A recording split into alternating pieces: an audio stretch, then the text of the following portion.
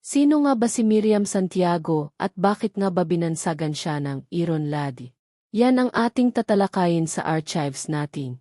Si Miriam Santiago ay isang kilalang politiko at abogado sa Pilipinas. Ipinanganak siya noong Nobyembre 15, 1945.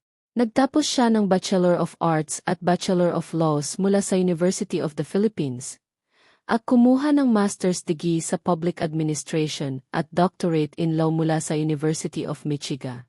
Kilala siya sa kanyang mga makapangyarihang talumpati at debate na nagbigay inspirasyon sa maraming tao at nagbigay ng bagong pananaw sa mga isyu sa lipunan.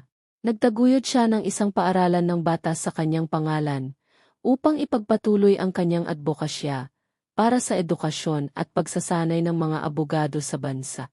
Naglingkod siya bilang chairperson ng Commission on Immigration and Deportation, kung saan nagpatupad siya ng mga reforma sa immigration policies. Isa siya sa mga nanguna sa mga batas na nagtatanggol sa karapatan ng mga kababaihan, tulad ng Anti-Violence Against Women and Their Children Act. Kaya siya binansagan ng Iron Lady dahil sa kanyang matibay na personalidad, determinasyon, at walang takot na pagharap sa mga hamon sa politika. Kilala siya sa kanyang mga matatalinong argumento at sa kanyang kakayahang ipaglaban ang kanyang mga prinsipyo, kahit na sa harap ng matinding oposisyon. Ang kanyang mga nakapanlaban na estilo at talas ng isip ay nagbigay sa kanya ng reputasyon bilang isang lider na hindi basta-basta sumusuko, kahit nakilala siya sa pangalang ito. Siya ay isang tanyag na tagapagsalita, laban sa katiwalian, at hindi makatarungang mga batas. Ang kanyang mga talumpati at paninindigan ay kadalasang puno ng matalas na pagsusuri at kritisismo, na tumutukoy sa mga isyu ng lipunan at politika. Ang lahat ng ito ay nagpatibay sa kanyang imahe bilang isang matatag at makapangyarihang lider sa larangan ng politika. Dahil sa kanyang mga kontribusyon, siya ay nakilala sa ibang bansa, at naging bahagi ng mga internasyonal na komperensya at mga talakayan ukol sa demokrasya at pamahalaan. Kumanggap siya ng mga parangal mula sa iba't ibang internasyonal na organisasyon, kabilang ang International Woman of Courage Award, mula sa US Department of State noong 2016. Naging aktibo siya sa pagsulong ng mga reforma sa sistema ng edukasyon sa Pilipinas, na naglalayong mapabuti ang kalidad ng edukasyon para sa lahat. Nagsilbi siya bilang bahagi ng delegasyon ng Pilipinas sa mga internasyonal na komperensya at summit, kung saan ipinaglaban niya ang interes ng bansa at ng mga Pilipino. Bukod pa dito, maraming mga kabataan at aspiring politicians ang kanyang namentoran at nahikayat sa landas ng pampublikong serbisyo, na nagtutulak sa mga bagong henerasyon na maging aktibo sa politika. Nakilala siya bilang isang modelo ng pampublikong serbisyo. Tumanggap ng iba't ibang parangal mula sa mga non-government organizations at civic groups na kinilala ang kanyang kontribusyon sa bansa. Aktibo siya sa pagsusulong ng mga karapatang pantao at laban sa anumang anyo ng diskriminasyon, at nakilahok sa mga kampanya para sa karapatan ng mga marginalized group. Tumulong siya sa pagtataguyod ng arbitrasyon bilang isang alternatibong paraan ng resolusyon ng mga hindi pagkakaunawaan sa negosyo at komersyo. Nagbigay siya ng mahahalagang analisis at pagsusuri sa mga isyu ng lipunan at politika sa pamamagitan ng kanyang mga kolum at mga talumpati na nagbigay ng kaalaman sa publiko. Nakipag-ugnayan siya sa mga overseas Filipinos at nagbigay ng suporta sa kanilang mga karapatan at benepisyo, na naging boses para sa kanilang mga isyu. Naging isa siya sa mga naunang politiko sa Pilipinas na ginamit ang social media para makipag-ugnayan sa publiko.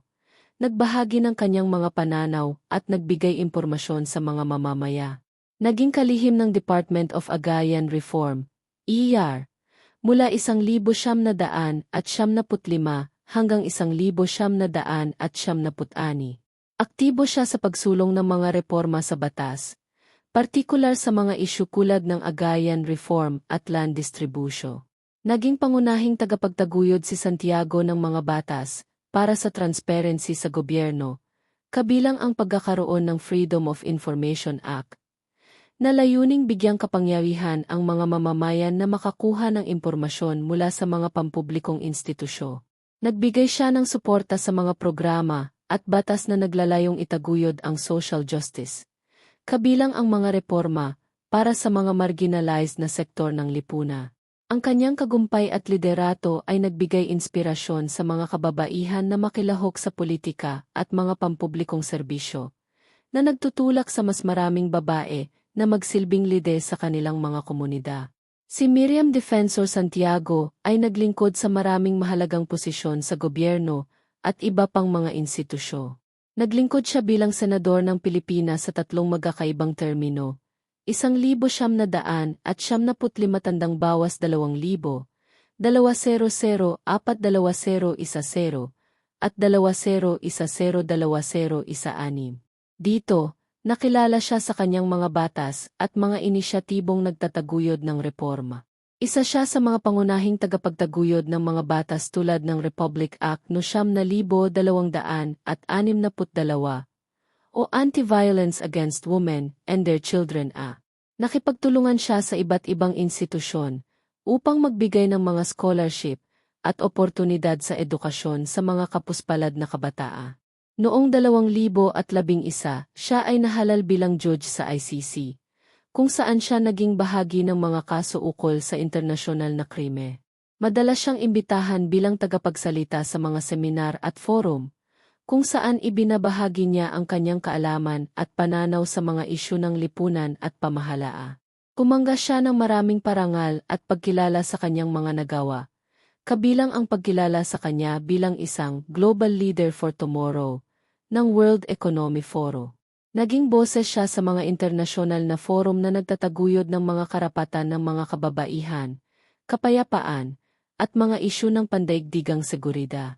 Naging simbolo siya ng lakas ng loob, integridad at dedikasyon, na nagbigay inspirasyon sa mga tao sa kanyang paligid na ipaglaban ang kanilang mga prinsipyo. Ngunit noong 2014 na inihayag ni Santiago ang kanyang stage 4 lung cancer. Nagkaroon siya ng ilang rounds ng paggamot at nagpatuloy sa pag-akyat sa senatorial race noong 2016 na, kahit na mayroong mga hamon dulot ng kanyang kalusuga. Sa kabila ng kanyang laban sa sakit, nanatili siyang matatag at determinado. Tumakbo siya sa senatorial elections noong 2016 na. Nagbigay siya ng mga talumpati at nakilahok sa mga debate, na nagpapakita ng kanyang dedikasyon sa serbisyo publiko. Maraming tao ang nagbigay ng suporta sa kanyang laban sa sakit, kabilang ang mga taga-suporta at kapwa politiko na humanga sa kanyang katataga. Pumanaw siya noong Setyembre 2016 at marami ang nag-alay ng kanilang paggalang at pagkilala sa kanyang mga nagawa. Patuloy na itinuturing siyang isang simbolo ng lakas at dedikasyon sa bayan. Ang kanyang mga kontribusyon sa bansa ay kinilala sa pamamagitan ng mga posthumous awards at pagkilala na nagsisilbing alaala sa kanyang legacy bilang isang mabisang lider at tagapagsalita ng katotohanan.